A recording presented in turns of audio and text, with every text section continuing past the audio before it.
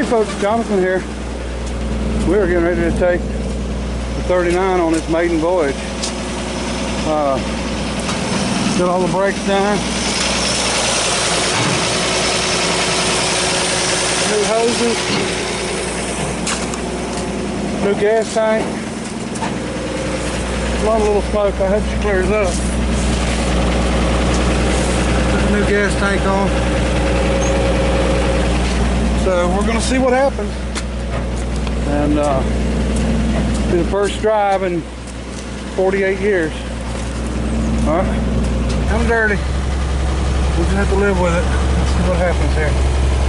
Alright.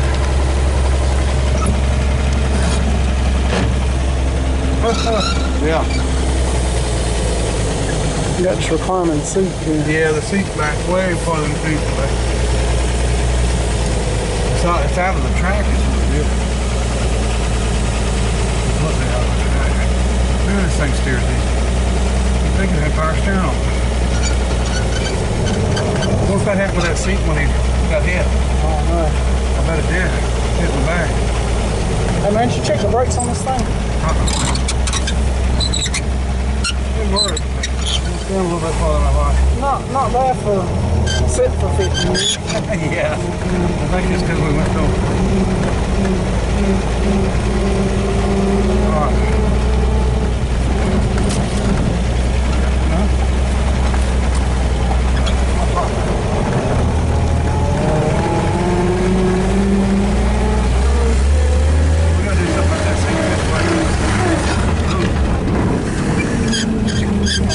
Already done. Alright, we've worked down already. Let's see why. Let's see. I got power.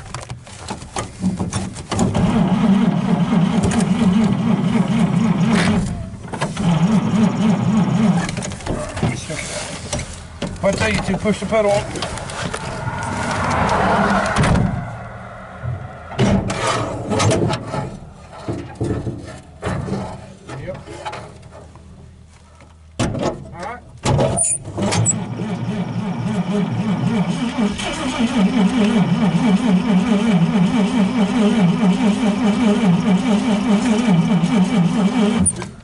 Alright, shut her off. Or fuel pump. Test drive at chip number 2. First one didn't go good. I had to walk back. Waved at people when they went by.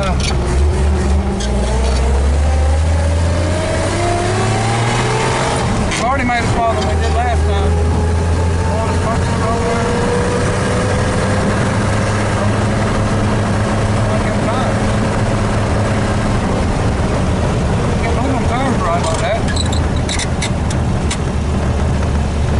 Folks, I think it's a smoker.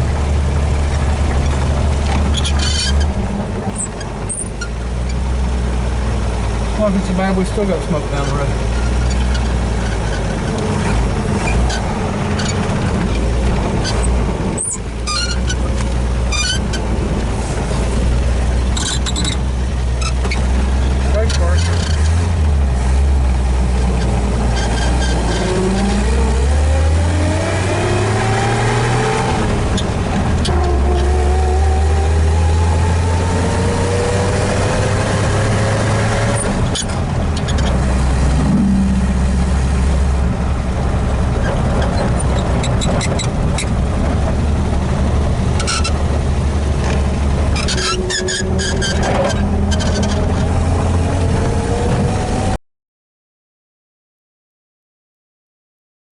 Okay folks, we're going to do a cold start on this thing.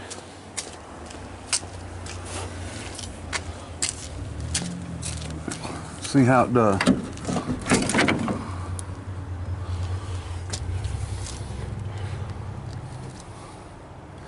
May or may not start, you never know. It ain't got a choke, unfortunately.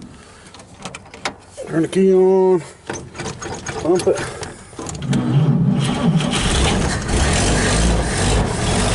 Right up.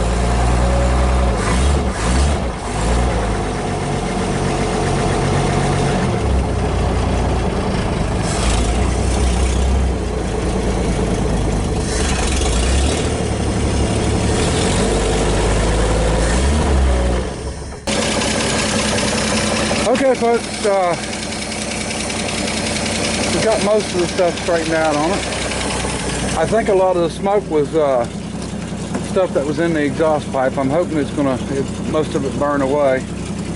Got to do some interior issues here. I got the seat, I don't know, I'm assuming when it was wrecked, being hit in the back, you know, that would have pushed the car forward and whoever was riding in it back. Well, it's broke loose at the front, but it's not broke loose from the floor. It's actually the track itself.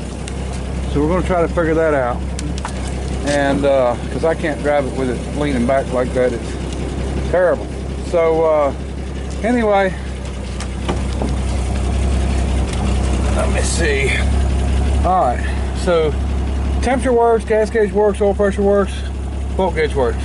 Speedometer does not work. So we're up to, well, so we're cold right now, but we're a little bit under 30. It only goes to 30 on the oil pressure, and we're just a little bit under 30. Charge is great, really nice. Gas gauge works fine.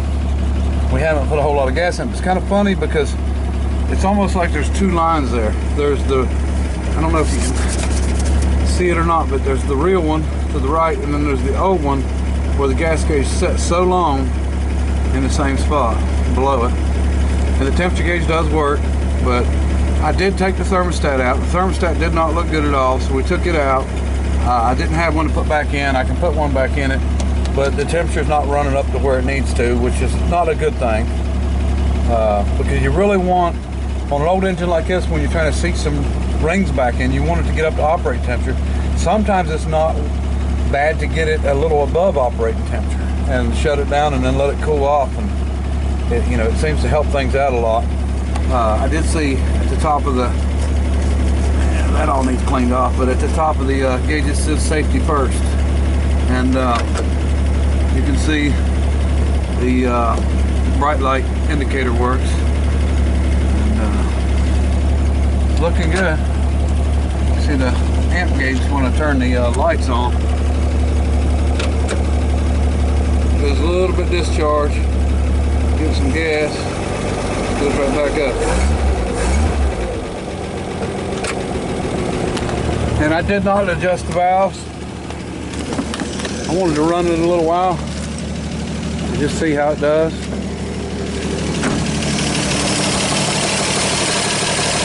So, oh, horns. Horn button's not working, but the horns are working, and they are stupid loud. I mean, stupid loud. Here's the wire. I just ground it out. God, that hurt my ears. Okay, folks, haven't done much video, but we've about got it here ready for the cruise in. Dominic put the front bumper on for me. I stuck the light back on it. That was on it originally, I believe. There was only one. It was in the trunk, and there was no bracket on this side, so got our license plates on. Got our seat fixed in the front. It was really bad. We got it back on track. We are planning to haul this down tomorrow night to the cruise in. I put the 71 tags back on it. These are the tags that was on it when it was wrecked. I did not get everything completely finished, but you know, we've got it all where it needs to be anyway. So let me see. If for some reason I know I'm not going to get time, but I was hoping to get the tires on where I could drive it, but I'm not going to be able to drive it, which is fine. We can live with this. So anyway, I want to show you something else. Okay, I know a lot of people don't like LS swaps and stuff like that, but sometimes there's advantages to LS swap. This is nothing but an old 305 1976 model, about as original as you could ever find. Smog pump, 2-barrel carb, all original exhaust manifolds. This came from a 76 Camaro and 350 turbo.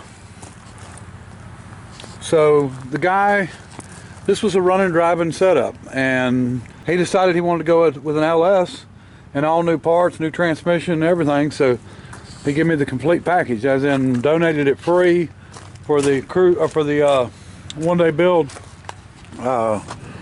We've got the HCI distributor in it. We got air cleaner, carburetor, alternator, dustpan, every bit of it. He left all of it for us. It'd be a good engine probably to put in that the Buick Skyhawk, or I've got another 350 we can put in it and use this for a later date engine, but it's definitely going to go into a giveaway car. One of the one-day hot rod build cars. So that's what it was donated for, so that's what we're going to use it for. Alright, okay folks, we got the starter in for the Cadillac, and it's on and ready to go. We'll hopefully be trying to start this up soon. We just hadn't been able to get to it yet. Alright. Okay, so I have no clue if this thing's going to clear up smoking or not. Like it smokes sometimes, sometimes it don't. I don't know. We're just going to keep driving it and see, but I just took it down the road and back, and it does really well. Everything's good except for tires. I can't do but about 30 with, you know, and feel safe anyway. So I want to show everybody one more thing. Let me get the light where morning time, sun's shining hard. So anyway, our fan, vacuum operated. Look at there. For anybody that's worried, here it goes.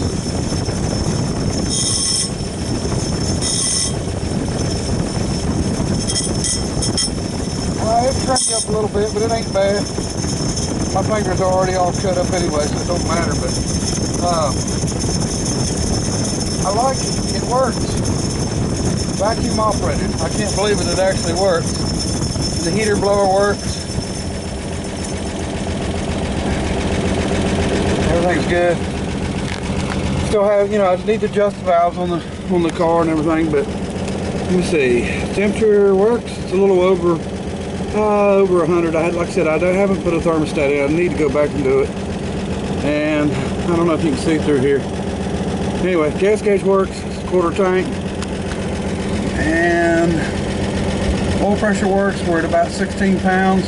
Sitting here idling. It'll go up slowly.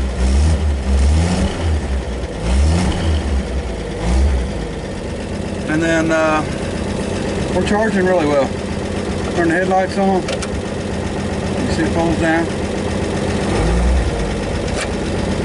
Alright, so really not much issues. I'm really impressed. A lot of things that that was on this vehicle that surprised me, that didn't have to be messed with. Fuel pump, carburetor. I have not touched the carburetor at all. Set the idle a little higher than it was.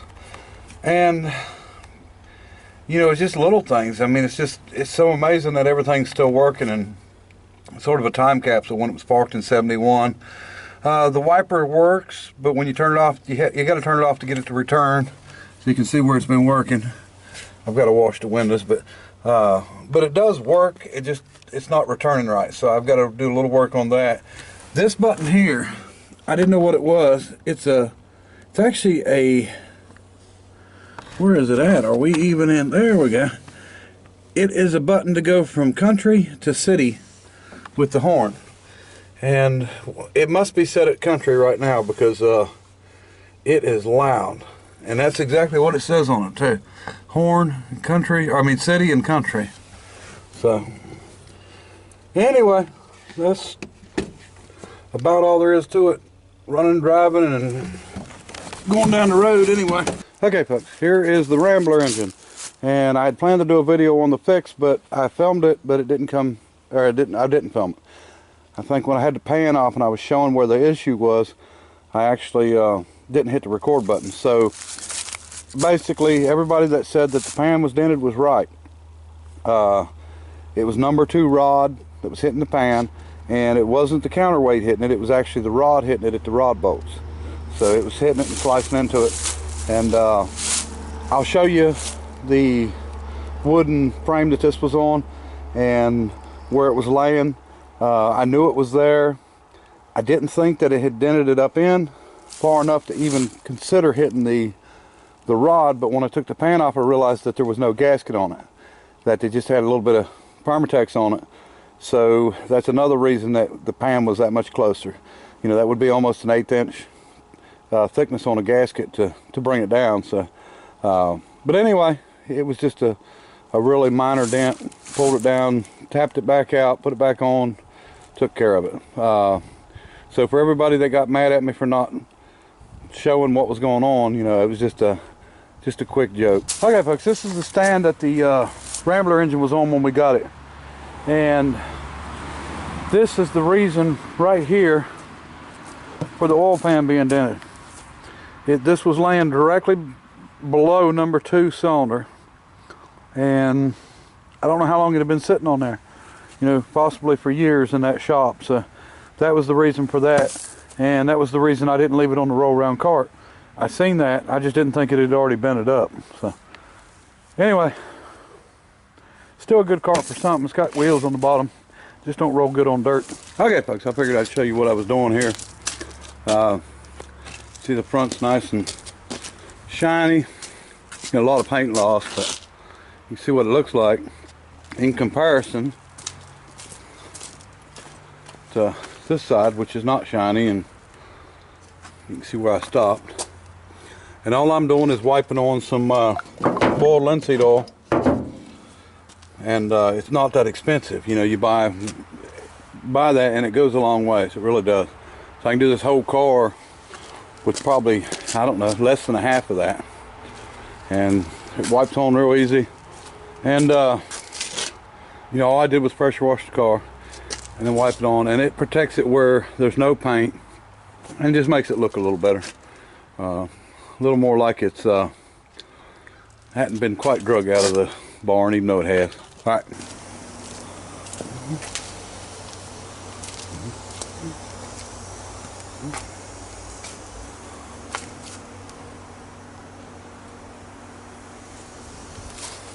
Mm-hmm.